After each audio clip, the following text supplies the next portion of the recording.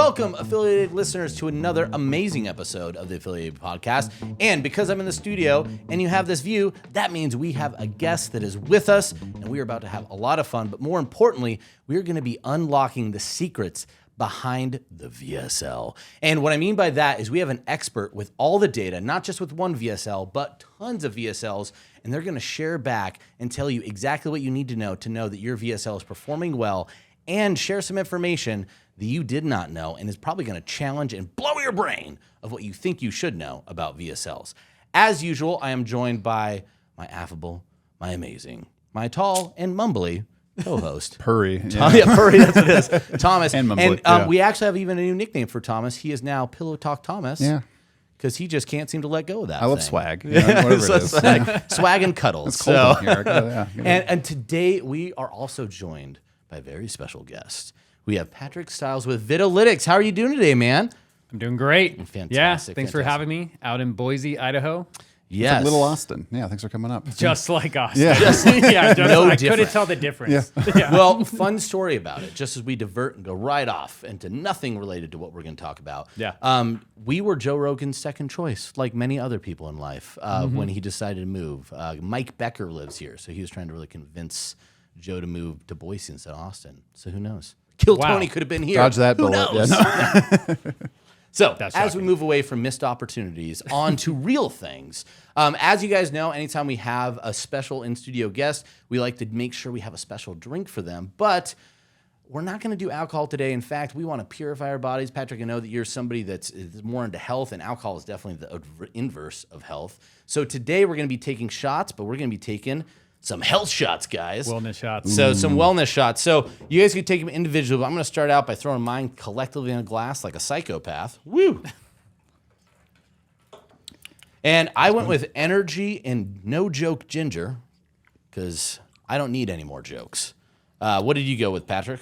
I got immunity, some zinc, vitamin D, probiotics, and Rushy.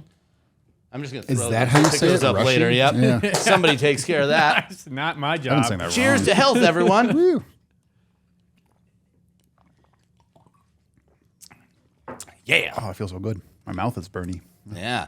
And Thomas, what do you go with? You went, I want immunity and the turmeric. Yeah. guys. well, unlike cheesecake, you're the last to finish yours. So, Are these sold on ClickBank? no, those are sold at Trader Joe's. Okay. Your Right. local Trader Joe's. Very similar. We're making a big retail play. Yeah, exactly. Sorry for that, Trader Joe's. Now, we're not going to stop just there, guys. Patrick, actually, before we jump into some really amazing stuff, please hang on. I'm going to tell you the stats and information I'm about to share, I promise, is going to change your VSL and make you rethink things. But before we do that, we're also going to make you rethink guacamole, because Patrick brought something in. Guacamole. And This he is talks for the about podcast? this. This is Yes, this is great. for the Okay. podcast. Yeah. And this is now the third time we're going to eat something live on the podcast. So, Patrick, tell us what this is before we jump into it. Yeah, so this is freeze-dried guacamole. And basically, I have a freeze dryer, and I bought it so that I could eat healthy on the road and avoid seed oils and gluten and soy and refined sugar and all that. You're just naming a few of my favorite things. Yeah, right? Yeah. Just snort it. Yeah. It's like inject the seed oil right in, man. So this is freeze-dried guacamole. That is so cool. Now, from Austin, I'm anticipating it has to be amazing. Oh my gosh, it's in huge chunks too. Yeah. What? Oh my gosh, this is Yeah, it's I'll like wait a for you to get brownie? yours to try this. What? Oh my gosh, it smells just like So this is guacamole. organic. This was made just a few days ago. How did this expand or contract? It does not expand. So this is just like this The much same? guacamole. Just Yeah, the dry? volume's the same. Wow. But Okay. the weight is incredibly lighter. Yes. This is like space food. So yeah. So this is how astronauts have Taco Tuesdays. Yeah. This is awesome. Oh, this kick now. Well, it like turns into guacamole in your mouth. Those are cool. Oh, no, I wish I had water. Oh my God, yeah. Yeah, if you eat is a lot really of this good. without water, you will notice. Notice Later. what? Oh. Yeah. Oh. No, I need more fiber. That's good. Oh man. dude, you just made me a believer of some freeze-dried guacamole. Yeah, I'm gonna have to buy a freeze Rocks, dryer. man. I'm not Yeah. even being like platitudes. That is, It's spicy. we just quacked. I just created a quack. You did it so, again. oh, Whack it up, man. yeah, dude, that is Yeah. so good. Thanks, Patrick. Holy cow, guys! If you don't do anything today, go freeze dry Yeah. some guacamole. That is so good. Wow. That's like the last thing I would try to freeze dry. This is so good. It feels like it'd be hard to freeze dry. We won't go into how he did that, but you gotta that'll be after this episode's over. But that was a great start. Step 2, put in Hell this freeze shots, dryer. Yeah. freeze dried guacamole. Who would have expected that today? So, with that being said, we're gonna now talk about VSLs. Right? Let's talk about There's VSLs. no really easy way to transition to that. But for the people, Patrick, actually, what I'd like to do just to kind of dial it back because we're going to share some really amazing stats. Why don't you tell the people why you know all this information and where you kind of came from, wherever you spurned out of, to being such a VSL expert? Yeah, sure. So, I mean, I've been an internet marketer since 2010. And, you know, I got into the business thinking that like a sales background would allow me to like sell things on the internet. And that was just totally, you know, not the case at all. But I banged my head against the keyboard, you know, for about a year until, you know, money popped out of the other side. And the real kind of breakthrough there was when I made my first VSL. And it was a total piece. So this is like 2010, 2011. And I made it. I was living in Bangkok. I, you know, didn't know how to edit the video. So I recorded the entire thing from start to finish myself. Oh, man. Like just trying not to make too many mistakes. That's how I do all my videos. Yeah, right. I mean, One shot one shot top. Yeah. But it was, you know, it was a PowerPoint. It was super ugly, but it went on to sell over $1 million. Oh, wow. So I got really hooked on VSLs and you know, just video in general. But fast forward a few years, and you know, some of those VSLs competition, you know, got, you know, more stringent, you know, and it was really intense. So I, you know, had some of those VSLs die and they stopped working.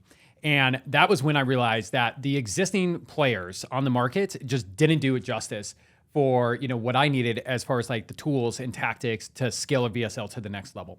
So that was like the eureka moment where I was like, I'm going to start a tech company. And that's how Vidalytics was started. Fast forward, so that was 8 years ago. And now today we have, you know, tens of thousands of users. ClickBank actually uses us for your own in-house VSLs. We work with companies like Performance Golf, Primal Health, Brendon Burchard, Mike Dillard, Frank Kern, Jon Benson, and V-Shred, and other like 9-figure brands that are driving their entire business off of VSLs. So today we have 20,000 VSLs on Vidalytics that we estimate have sold $2 billion. Wow. That's awesome. So basically, this is the very first time that I'm sharing this data publicly. Some of the stuff that we're about to get into, but we have, so over the last year, we've been using a team of product managers, PhD analysts, engineers, data scientists, and AI to go through all the VSLs on Vidalytics. And we have been extrapolating some of the lessons and kind of best practices that we've learned from that. Yeah, dude, guys, I'm if we stuck, had a yeah. holy siren, this would be the moment today. But, wow, that's crazy. First time. So, again, audience, So just pay attention, strap in, throw away whatever you're doing, punch somebody in the face if they're talking to you. You gotta strap in. This is crazy data. First time it's ever been told publicly. That is so cool. So first, thank you. That's really, really amazing to have this kind of data and this kind of access. And if you didn't know any of the, I would say the people that you just mentioned that are using this, which one you should know ClickBank, but any of the other ones, Who the any quack of the is other that? ones, like I'd say, one, find out who they are or stop listening to this podcast because marketing might not be for you, right? So you should know these people. This is super exciting. So, well, let's not make the people wait any longer. Why don't we jump into it? And I think the one I want to start out with first is let's talk about some of the base level stats. If you aren't doing these things or these aren't the things you're doing in your VSL, then you should stop whatever you're doing and just do these things. Kind of the base keys to success for a VSL. So you mentioned you had some of those. What are some of the findings there? Yeah, so basically what we have found, and this may come as no surprise, but we found that engagement is correlated with conversions, right? Not a huge shocker there because if somebody doesn't watch your video, then they're obviously not going to convert from it. Yeah. But we found that it's not as correlated as you might have thought. So it's about a 33 to 50% correlation, kind of depending on how you look at the data. So, basically what that means is that engagement isn't everything. Okay. Yeah. So it's not just about getting people to watch your video, of course. And all these lessons always circle back to creative is king, you know, and there's no magic button and stuff that's going to make a total dud into a total winner. Yeah. But there are some things that are definitely going to stand out. Gotcha. Yeah. So what are some of the I things have that really... go ahead, Thomas. Why are VSLs so freaking long. So freaking long. And do they actually convert if they're that long? That's something we hear Yeah. about from almost everybody that comes on the platform. Like, yeah. why are these VSLs so watches long? this? Who actually Is it- watches this? Is anyone actually buying this thing? It's like, like length. Yeah. Yeah. So, I mean, it's really interesting because, you know, we have some really long videos on Vidalytics, like 90 minutes, even in some case. And those are some of the ones, and like, you know, 60 minutes, those are some of the ones that we've seen like more kind of anecdotally scale. And so we were thinking that like, oh, the longer the better, you know, close them, you know, sell them and stuff like that. But actually, like when we look at the data, the highest converting VSLs are either 15 minutes or 30 minutes. Wow. And in between those two you know, kind of links, you know, the conversion rates are strong. But once you go past 30, 35 minutes, it just plummets. And I mean, Interesting. And, Wow. and this is where engagement is really interesting because like the average engagement on a 35-minute or a 30-minute VSL is about 50%. Mm-hmm. And then you go over to just 40 minutes and it's half that. Oh, wow. And that's where you see like that correlation between the engagement and the conversion rates just really kind of like match up a lot there. Interesting. That's yeah, because I was assuming you're going to say like 42 minutes because that's, I don't know, I hear 40 plus minutes all the time from marketers and things like that. Do you see any correlation to like time and price point? Like, is there like, do you need a longer video to sell a bigger price product or a shorter video to sell a short, less, cheaper product? That is like kind of considered to be the best practice, that people aren't going to give you their money without first giving you their time, and it's proportional to how much, you know, money they're giving, you know, that those things kind of align. But yeah, I don't have any hard stats on that. Yeah. But what is interesting is that on a book a call funnel, which I know isn't so much like the ClickBank universe, those convert at a much higher rate and they tend to be much shorter VSLs. Interesting. And those are high ticket. Yeah. Yeah. Super high ticket. Yeah. But it's a multi-step funnel. So this is kind of like, you know, it's normally like, you know, a few dates to get like a girlfriend, let's just say. Yeah. And it's like, there's some adage that it's like, you can speed that up if you go on one date, but you go to multiple places. And it's like, that's one sales cycle that has like, you know, a video and then a pre-call video and then a phone call and a bunch of emails in between. So it's like this multi-touch kind of funnel. That makes sense. Yeah. Yeah. But it's that idea of like, it really what it tells me is that once you start breaching that 35-minute mark, regardless of what you're selling, the engagement's going down. So if you want to sell higher ticket, maybe it's not the length of time, it's the amount of touch points. Can you transition them to that next action, whatever that be, that next restaurant, if we want to go the dating route, right? Yeah. How quick and how easily and efficiently you could do that. But obviously, if you're going well longer over that 40 minutes, the data proves that you're going to see less engagement. So I think that's just really interesting. Because, I think there's still ardent VSL folks out there, even, you know, marketers are like, it has to be 50 minutes. Why do you know? Well, it works. From that deals long form, here we know that it doesn't. So that's really, really exciting. Yeah. The 15 minutes is really interesting too, because I think some people feel like that's crazy. Now, one other question I'd have, and I don't know if you could answer this, is some of that because we've seen, it feels like that puts a lot of burden on the ad too, in terms of what it's sending over from the VSL, really making sure those things line up, because you really have to start selling in that ad if you're going to shorten up that VSL as well, I'd imagine, right? Absolutely. I mean, I remember back in the day, I had 2 different ads that were Google display text ads, right? So identical kind of look and feel, different copy, but same click-through rates, same targeting, same landing page, same VSL, everything. So same click-through rate, but the conversion rate on one of them was twice of that of the other one. And it's just really, you know, and we're talking about, you know, maybe a total of, you know, 70 or 100 characters in these 2 different ads, but just the way that it's framing, you know, basically that click and what they're going to expect on the landing page, you know, double the conversion rate. Do you think that speaks like the engagement isn't everything? Like it is very important. Like, you know, people are engaged, the higher it converts, but there's that percentage that didn't engage that much. It's still converted. They're just driving from the ad and a better experience that way. Absolutely. Yeah. I mean, not all traffic is created equal. And like we see this with Super Bowl commercials all the time, you know, they get, you know, 100 million impressions instantly. You know, they cost, what is it? $10 million probably. I think it's like 30 million now. Yeah. Something insane. Yeah. Something stupid.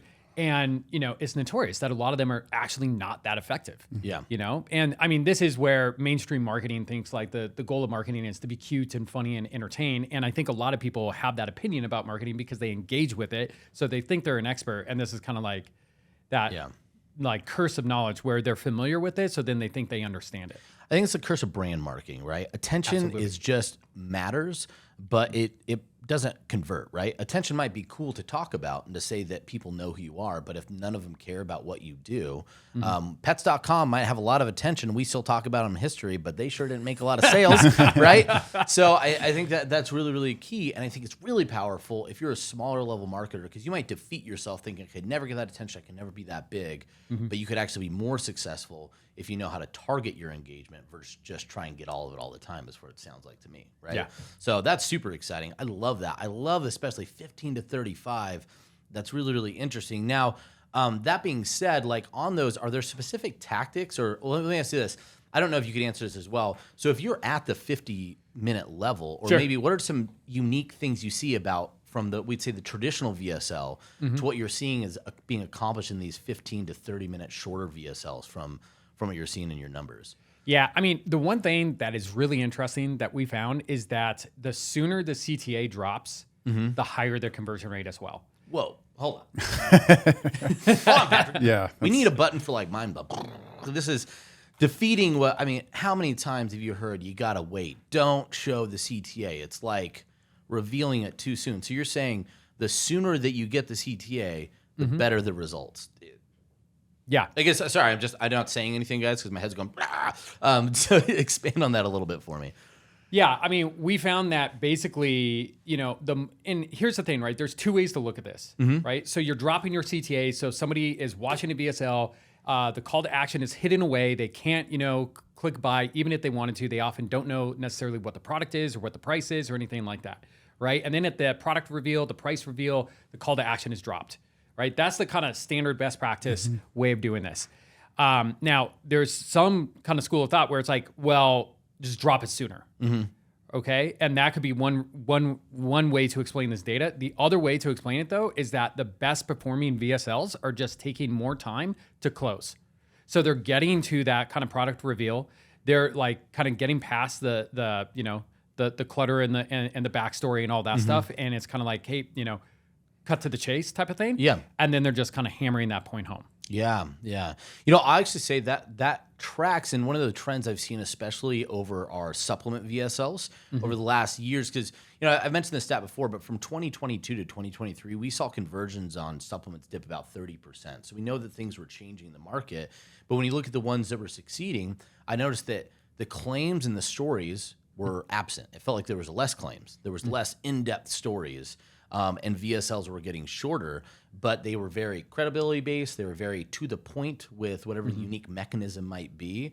And so it seems like if you just have a really good mechanism, a really good pitch, you don't need to spend as much time building on that. And if the people get it, they get it. And so you just want to give them the option to buy right away. And those that aren't sure will just keep watching. Is that kind of the theory? That'll probably decrease engagement a little bit too, because if I'm ready to buy it 5 minutes, like I'm gone, right? I'm not going to watch that whole video. Yeah. That's really interesting because you're kind of hitting on this idea of the sophistication of markets. Yeah. And it's in the beginning, you can just say like a claim, like lose weight. And then you need to dimensionalize it, like, lose 15 pounds and then dimensionalize it more, lose 15 pounds in 15 days. And then it's, you need to get more proof elements and stuff like that. Yeah. And this is as competition increases and consumers become more sophisticated and they're familiar with these things. But then, the ultimate is, having that proof and having that unique mechanism, that thing where it's like, hey, you can lose 15 pounds in 15 days, according to this Harvard doctor. And the reason why is because this one thing that's patented that's only in this product that you can't get anywhere else. And then it's like, okay, I want that result. I understand when I'm going to get it. I believe it because of the credibility and I can only get it here. And that's like kind of the pinnacle of desire. And then what you're talking about with the VSLs that were more story-based, more emotional-based, they're lower on the scale of that market sophistication. So, yeah.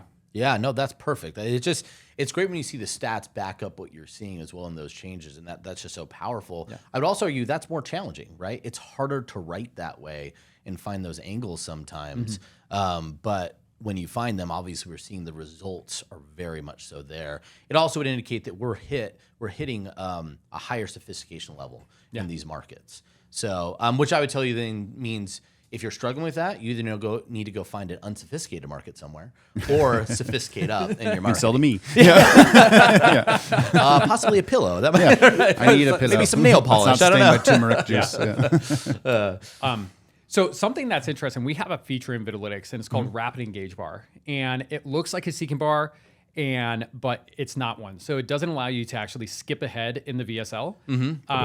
But it's showing where you are in the video. That's what you mean, right? Well, yeah, kind of. Okay. Because in the beginning of the video, it moves faster, right? And this is why it's rapid. And the idea is that it hooks them so that it's because people are like, oh, how long should this VSL be?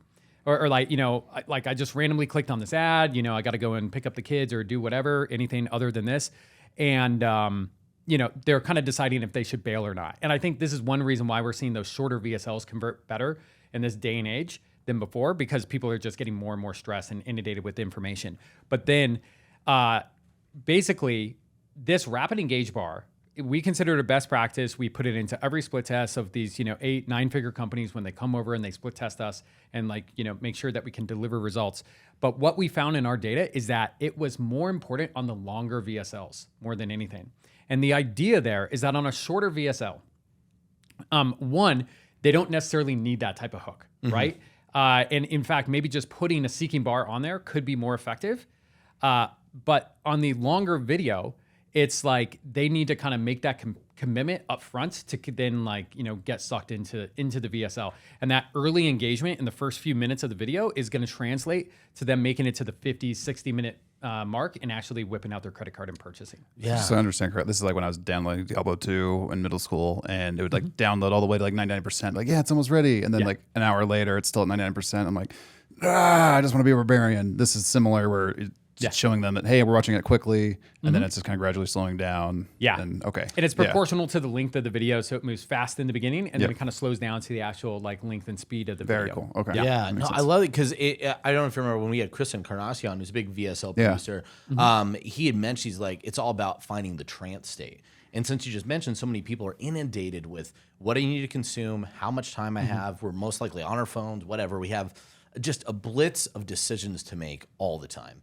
And when you could see that ascension, all of a sudden you just eliminate that barrier of time for them. Well, it's moving pretty quickly. I could probably keep listening. Yeah. Because obviously you got them on some hook. They're watching the video, right? They clicked on play, they started watching, there's interest. But you eliminate that time barrier with that ascension to the point that they could get to the trance state. So by the time they got to 50 minutes, they don't know how they got there, right? It's like every single person on YouTube is like, well, let me just take 5 minutes. And next thing you know, you're like 2 hours, you have a beard growing. You're like, what happened? I don't even know. Absolutely. So I think that's fantastic. What a smart thing. And that's exclusive Vidalytics. I don't think I've seen or heard that anywhere else, right? That's a great feature. Yeah, that's really cool.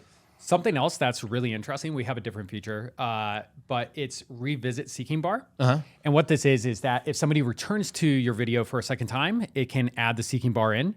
And we actually found that is consistently a winner across the board. So that actually lets them change where they are in the video. Okay. Yeah. Is there a way to token that? So even if you had a unique user, I could say you were right here and they just be able to restart from where they were before, or... Yes, and that's actually a different feature that we have that's called Resume Play. And that's where they hit the page and it's like, hey, you've already started this video. Do you want to start over or continue where you were? That's awesome. Yeah, that's a huge one, I imagine, too. Hulu could really use that, I think, we haven't covered conversion rates at all. And so more things. I'm really curious if you have any stats on I'm curious too, how do you look at conversion rates? Like what data are you dividing? What is a conversion to you? Carefully. And then carefully. And then how do you, how do you break it down? Like, do you have any conversion insights into these different VSLs? Yeah, sure. So I'll throw out some stats that I thought were really interesting, and this is actually valuable for anybody that's watching that's in this game, because it's not just the advertisers, the offer owners, but it's also the affiliates, the people driving traffic. And what we found across our data is that Meta converts at half the rate of Google. Oh. Wow. Now, are we talking Google, like all Google, or just specific Google? Google paid. Google paid, not including YouTube. Okay, Gotcha. okay, that's what I was looking for. Yeah, yeah, exactly. So if you're thinking PPC, like search ads, that kind of makes a lot of sense. Yeah, right. Yep. What I found was really interesting though, and I was surprised about this. Actually, I expected the opposite, because this is kind of something that like you might hear, but YouTube converts 33% less than Meta. Oh. Wait, That surprises me too. Yeah. huh? So YouTube's converting at a lower rate.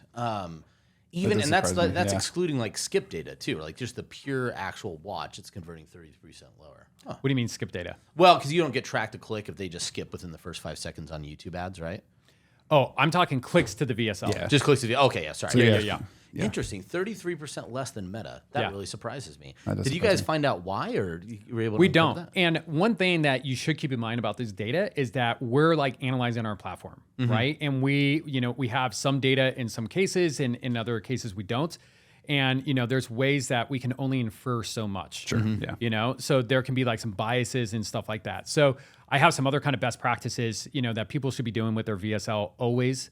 But this is one of those things where it's like, mileage will vary. Even if we had, a dozen split tests with super savvy marketers in the same exact niche as somebody else, and we're like, hey, we've done this test, so many times, it's won every single time, and it's not necessarily going to work for somebody else. Yeah. So like smart autoplay, where the video is automatically playing if the browser blocks it with sound, and then it has like a message on top that gets them to unmute and it restarts. That's how it works on Vidalytics, at least. That's a best practice, and we have everybody turn that on. That whenever we're making recommendations, but maybe 1 out of 10, 1 out of 20 people might be like, "Hey, we tested it and it doesn't convert as well," and I'll say, "Well, then don't turn it on." Yeah. Like that's great. You found something unique. You found an edge. So you can never really rely on somebody else's data. Yeah. Something else I'll say, like, so of all these big brands that come over to us and start, running on Vidalytics, every single one that's at scale split test us before they move over, right? Because it's just too critical, and they want to make sure that the player is fast and that our infrastructure is robust and stuff. Because even just identical players could convert at different rates if there's like something that's gonna, cause a hiccup, especially around speed. Sure. Yeah. But anyways, all that's to say is that we insert ourselves into the process of split testing because what we found is that when it's a fair fight, we win. And when we're not involved in that process, people can often set up split test in, like a way where there's going to be dirty data and a bias in the variations. So I've personally audited close to 100 split tests for 8-9-figure brands. And I'll bring in my engineers and other people from the team. And we have like an entire, like basically, kind of QA process where we run through all these different, things. We have never not found an issue with the split test. Yeah. No, I think it's Just think about that. Yeah. We work with some of the best marketers in the world. what We've are you never finding- not found an issue. Are there common issues people are doing in their split test? So if you just could Yeah. tell someone like, hey, if you're doing split test, make sure you do X, Y, Z thing. Sure. Yeah. Yeah, I mean, I would say there's probably like 2 big categories to that. And the first one is the split testing software itself. And this is why we started getting involved, because if there's redirects and stuff like that, especially if like the control page, like they're driving traffic to the control And redirecting off that. and then redirecting to the second variation, that is a flawed split test. And it's shocking that even split test software today allows that. But that's where the is that second... because of speed? Yeah, exactly. So I'll explain that a little bit more for the people that aren't super nerds like me.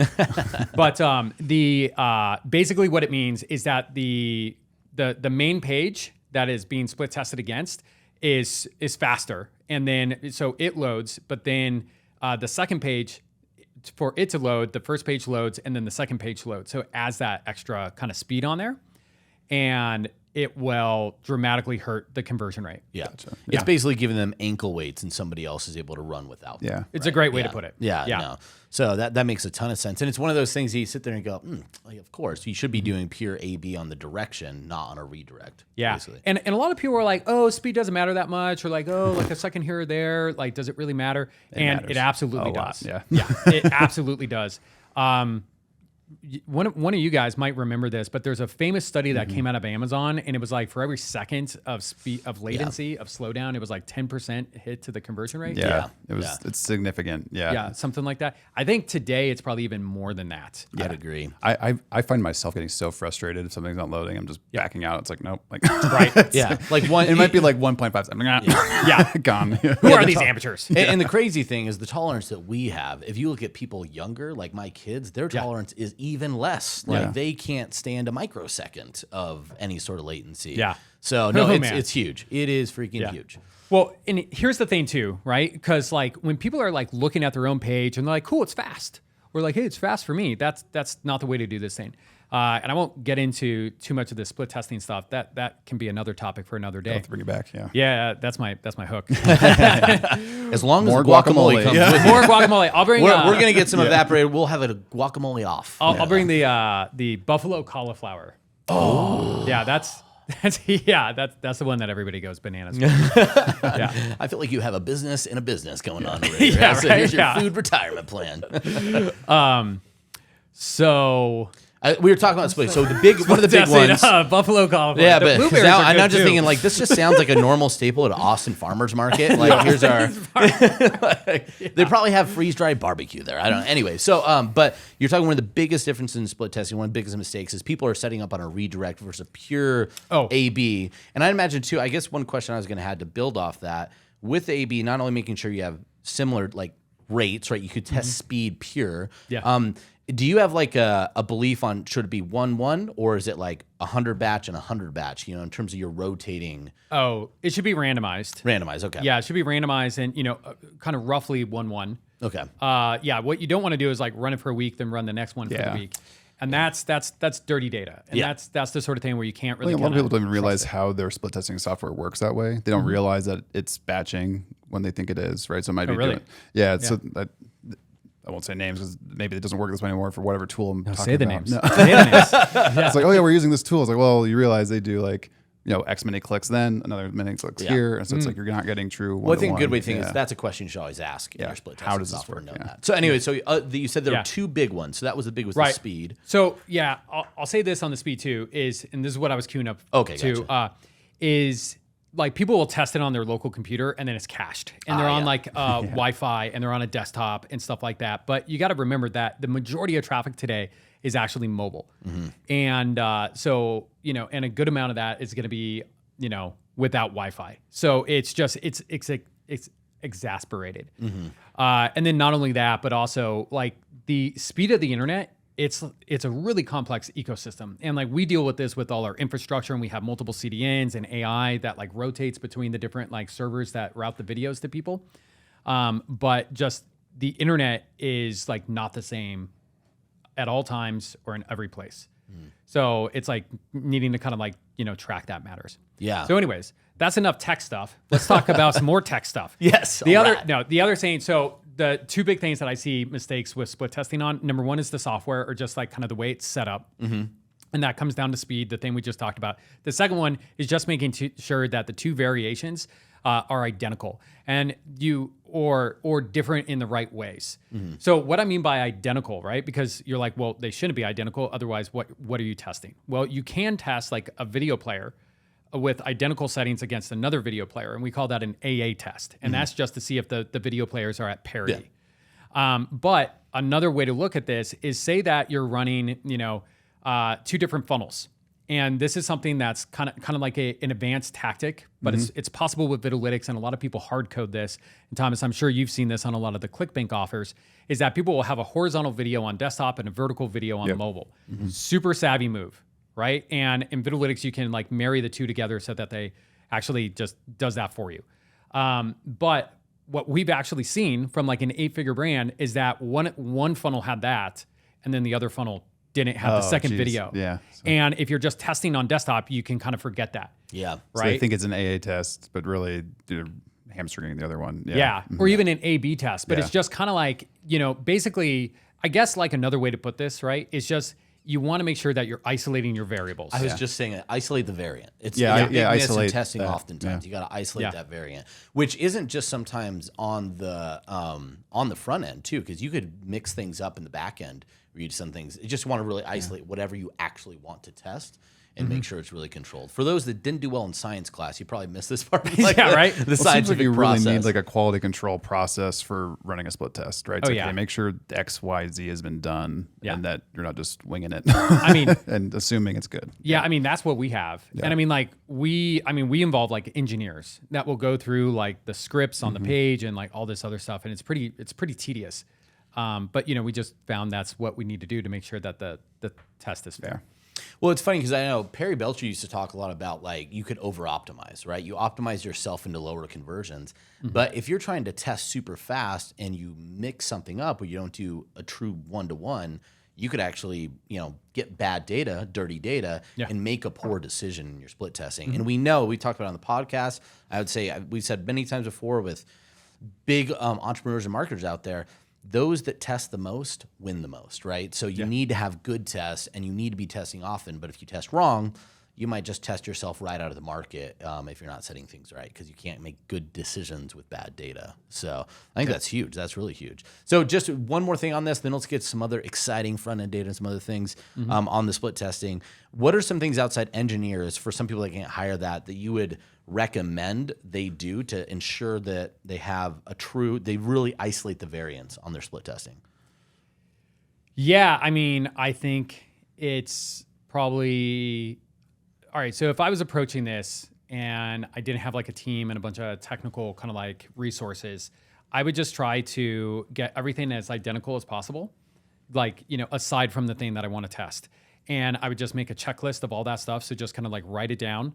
And it could be, and this is something we see all the time, is that there'll be a script on like the second page that's not on the first page, or it shouldn't be on the second page. By a script, you mean like JavaScript code or something like that? Yeah, like a JavaScript code, something like that. Like it can be, just like images that are weighing down the page, something like that. So I would just kind of make a list, and I would, check it a bunch of different times. I would check it from different devices, and I would maybe ask other people, like, lay people or whatever, to check it.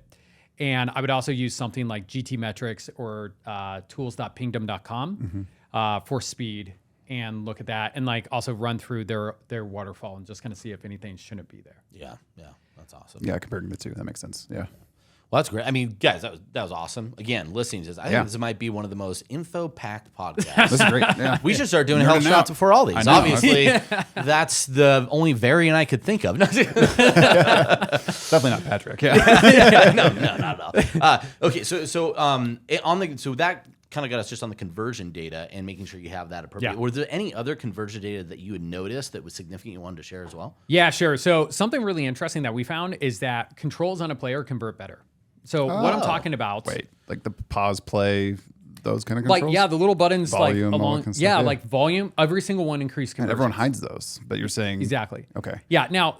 Again, this isn't like we just got done talking about like clean data and stuff like this. Yeah. This isn't a split test. This isn't a head-to-head split test. We look at the best performing videos, and we look at the worst performing videos, and we look at the ones with this stuff and without it, and how it affects the conversion rate. And what we found is that, when people have the rewind button, the little play button, the speed control, and the volume, the quality control, all those things, it increases conversions.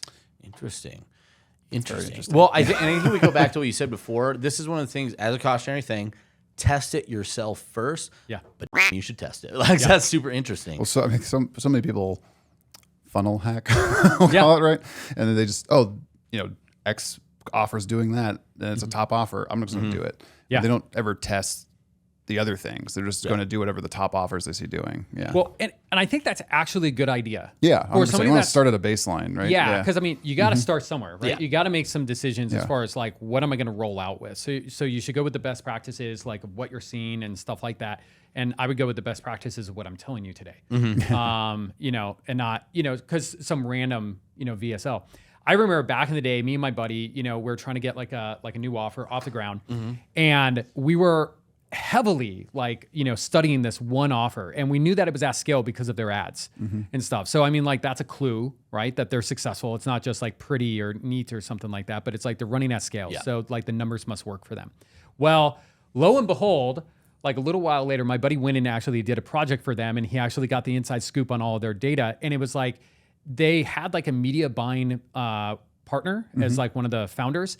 And he was so savvy at buying media that like his clicks were like 1/10 of what we could achieve. Oh, man. And it was just this massive volume. But then it was also extremely thin margins, and they weren't doing great. Right. So this is the thing. I've seen the inside of enough successful businesses that I used to idolize beforehand that I've realized that there's not a lot of secret sauce, and everybody has a complete, show on the inside. Yeah. You think that they have like this awesome, robust process and like, these tools and like beautiful dashboards, and they're all good looking and stuff like that, and have great relationships. Anyways. So yeah. And nobody yeah. One of the things that even happens at like the largest companies, like I used to work before, ClickBank were a company, we served Fortune 500 companies, and their buildings might have big. They were in the tech sector, and they're like, Their buildings look great, except for insurance companies, worst buildings ever. But Okay. the great buildings, you get in there, and then you start realizing, you're like, these are not the geniuses I all thought they were, and they're running their programs in ways you're like, holy cow, like. Yeah. That does not seem that different than a mid-sized company. So I agree with you. Success isn't always what we glorify it to be. Yeah. And sometimes the same behaviors that got them there, anybody could take advantage of and find that success in their business, or find themselves being even smarter than the people they're competing against that are so much bigger. So that's really, really cool. Yeah, and I would say the people that aren't raising money, right? So they're actually forced to like obey the laws of like, you know, the markets. Yeah. Making money. You know? Yeah. Those, Profits. Those folks, yeah, right. I think they're the smartest. I think the smaller startups are the smartest, and of course, the direct response, you know, performance marketers are the smartest. Because, 100%. and the reason why, when you think about all that, is that every single one of those types of businesses are at the mercy of data. Yeah. Right. They don't have like the good fortune of having some cash cow, you know, or you know, money that they raised or something like that that's gonna like cover their mistakes. Their job is the perception of success, not actually really creating it sometimes. So I think that's where you could really get into that. And I couldn't agree with you more. So When there's a smaller, when someone's getting an offer off the ground and they've got the VSL Yes. and they're starting to run at it, what, in your opinion, should they be looking at? Because I mean, conversion is king, all that. Yeah. But if you don't have enough traffic coming in, conversions might be spotty. Like, is there something else they should be optimizing for before conversions? Yeah, I mean, engagement is one of those things, right? And I mean, like, really to actually zoom out and make this less video centric, it's like, you know, just diagnosing the funnel from A to Z. And at the top of the funnel, you have your ad and your click-throughs and your cost per clicks, right? And it's like, is this in line?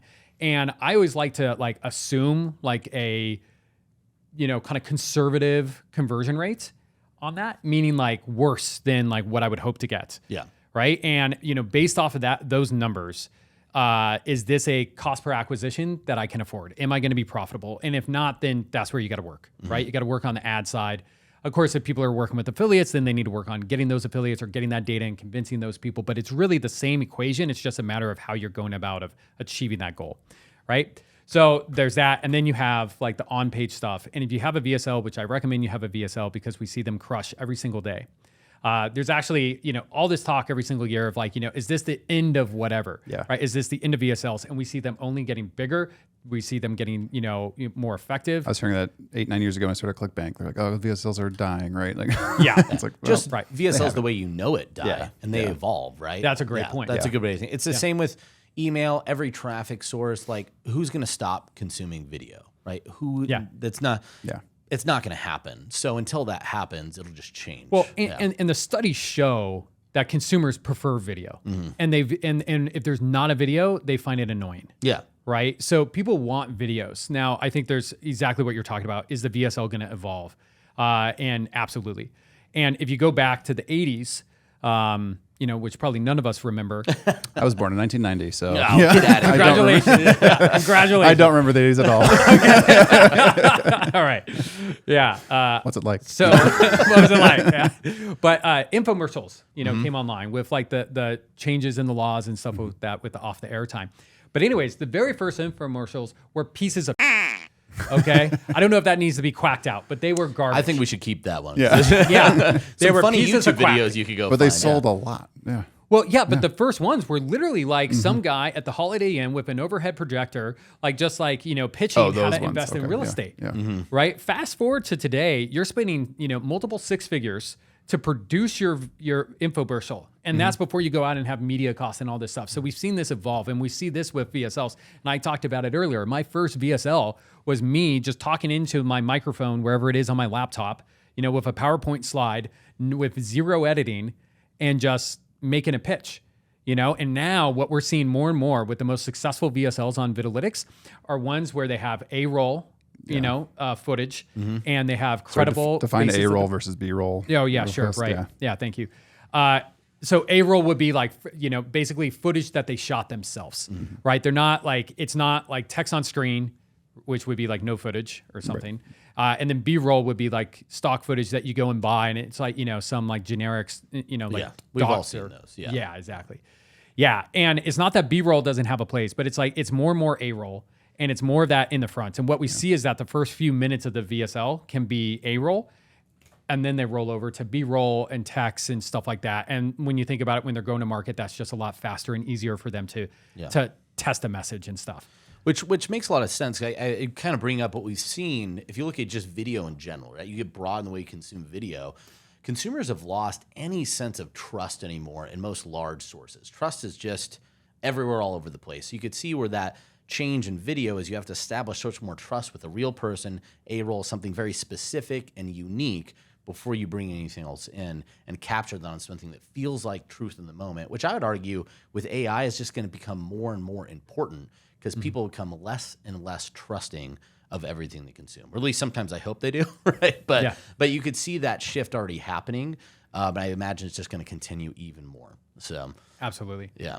Yeah. And I mean, we could talk about the AI thing, but we can also talk about this number I have here. Let's talk about your what's number. the number? Yeah, let's we talk won't go about the this AI number. conversation that'll be visit Everyone's 3. talking about We AI. already processing, Yeah, but if you, all right, so we're talking about diagnosing a funnel, getting an offer off the ground. What do you need to know? Yeah. So once you're you think that your traffic source is solid, right? And then it comes down to your creative, your landing page, the actual funnel itself, and the VSL. And what we're finding is that if you're not, the average person is getting 33% of people to 2 minutes into their VSL. And that's just a random, minute mark. But basically, it's also kind of roughly the lead of the VSL, right? The opening arguments, the thesis, kind of thing. And also all the hooks in the big idea. Yep. So if you're losing, if you're way below that, then you're probably dead in the water. So I say that number again? So it's Like a third. a third. Okay. Yeah.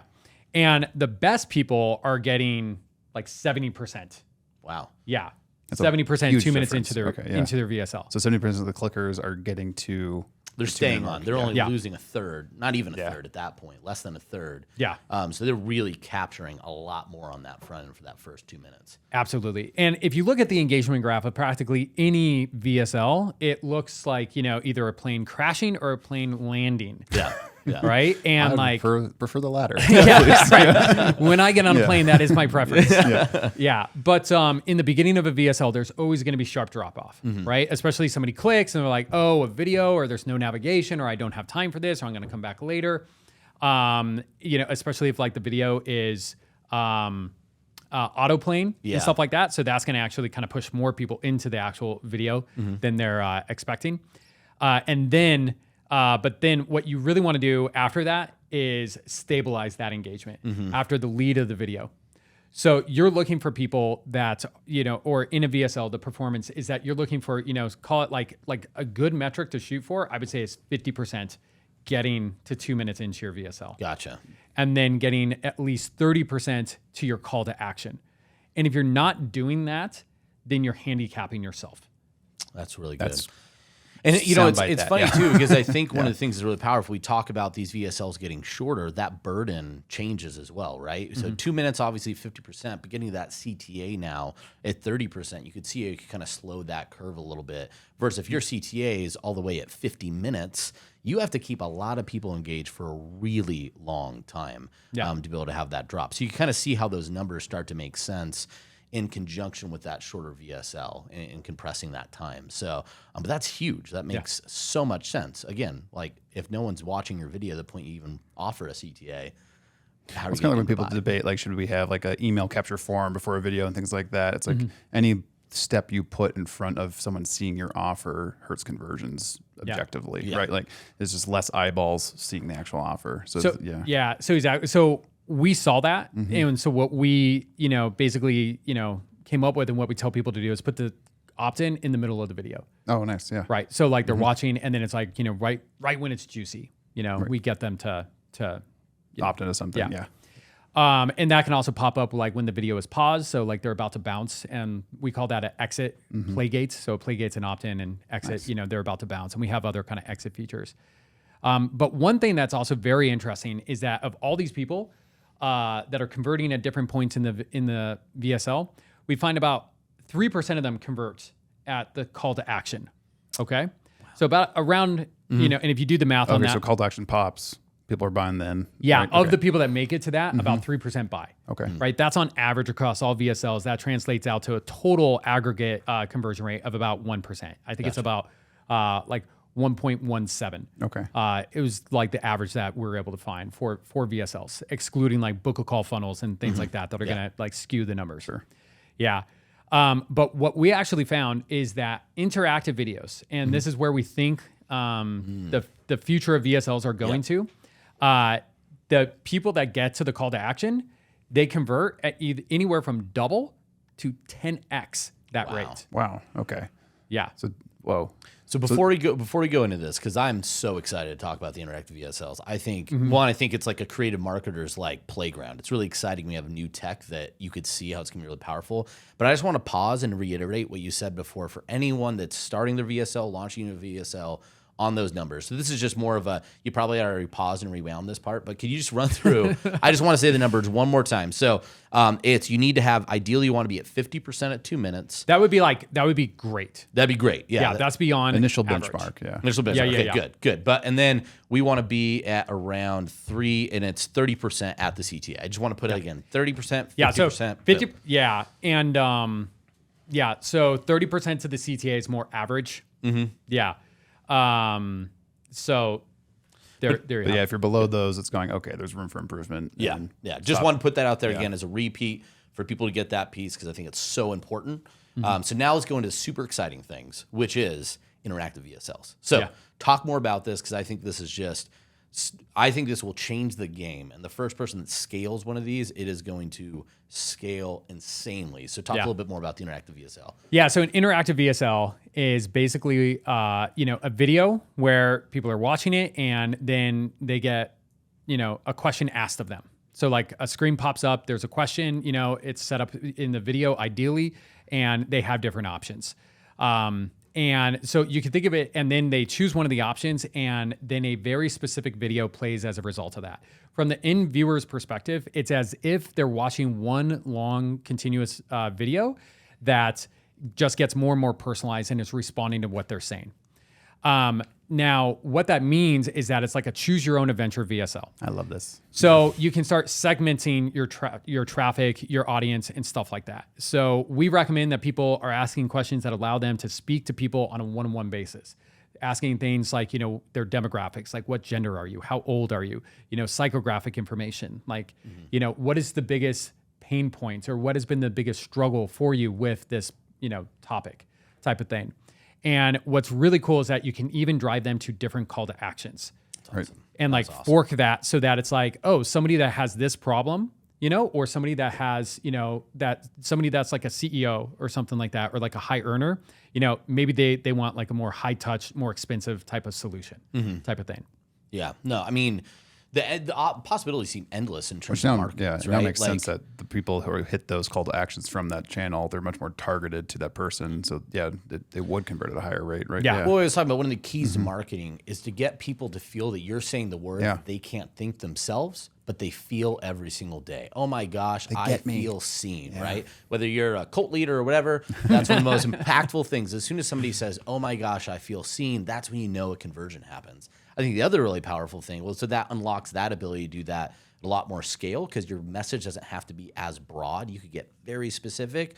But from a retargeting standpoint, a segmentation standpoint of your buyers and leads, I am getting a ton of very valuable information. But I don't know if you can, but if you're able to extract some of that with timely opt-ins, I now have an email list that is incredibly targeted. Now you could start with, this is where I think when you pair the idea of scaling your ability to create content and then being more precise with how it reads, you could create a much more customized and tailored experience for people, which in a growing market where traffic gets really expensive, efficiency matters most. Yeah. And the interactive VSL feels like the best efficiency play that you could ever have if you want to sell stuff on a VSL.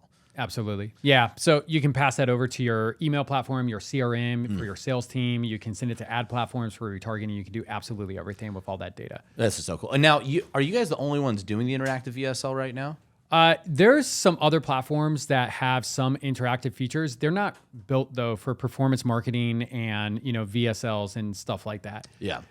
So we're building this for performance marketers, people that want to turn a cold click into a paying customer on the very first day. Not bleed out, in the process. So not only, are we focused on that type of use case, but also it has all the dozens of features, in Vidalytics, that, we call a smart VSL that allows people to basically, convert traffic at a higher clip, layered on top of those interactive things. Dude, that is so cool. And I just realized like we're getting to the point where we're well over time on the podcast. Sure, yeah. So we mentioned now we have you at least for 2 other engagements. It sounds like after this we talk. But before we finish up, I do think it's really important. We talked about all the amazing stats you shared, and I think we shared also why Vidalytics should be the leader, and to me is the leader in terms of what you need for your VSL and software. If you want to have the best, if you want to have the most success, the most things out there. So for those that currently aren't using Vidalytics that are listening right now, how could they get a hold of you, your team, to get started? What does that process look like for them? Yeah, I mean, going to Vidalytics.com is the way to get started. There's like a free trial on our website for a bunch of our different plans. If somebody's running at scale, they can get in touch with us and we'll actually like help them move their videos over and set up those split tests. That stuff we're talking about earlier, we do all that for free for people. It's worth at least $5,000 if you went to a conversion rate optimization agency. So we do that. And then if you're interested in more of the insights that we've extracted, because we've really just scratched the surface of some of these numbers and insights that we've gotten, that we touched on today, and we're going to continually do this nonstop. This is like, just something that we're continually like analyzing more. But if you want more of those insights, you can go to stateofvsl.com. Beautiful. All right, we'll make sure to put that in the show notes. I will subscribe, put it on my stars for favorites, because that is awesome. This is definitely quack yeah. So, I will tell you, anybody that considers themselves a marketing nerd or a data nerd or just wants to know more, holy cow, what an amazing place, what an amazing podcast. I can't say enough about it. I want us to be like a Rogan podcast right now. So we go 3 hours. This is so good.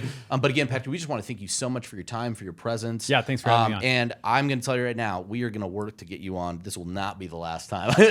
Cool. If I'm living and breathing, no man alive for any. Anyway, sorry. But with that being said, we want to say goodbye, and we'll make sure to put all the show notes for that. Please, guys, rate, review, subscribe. Make sure you continue to get amazing content like this. Obviously, Patrick will be back. We're going to bring you more stuff. Also, if you're curious or you have a question that wasn't answered here, even if it's specifically for Patrick, please send us an email at affiliate@clickbank.com. We'll make sure that him or his team knows. We're always happy to facilitate any conversations you would like to have with our guest, and that's an email you can do it. Thomas, what do we tell the people when we're heading out? We tell them happy scaling. Until next time, thanks so much. Awesome.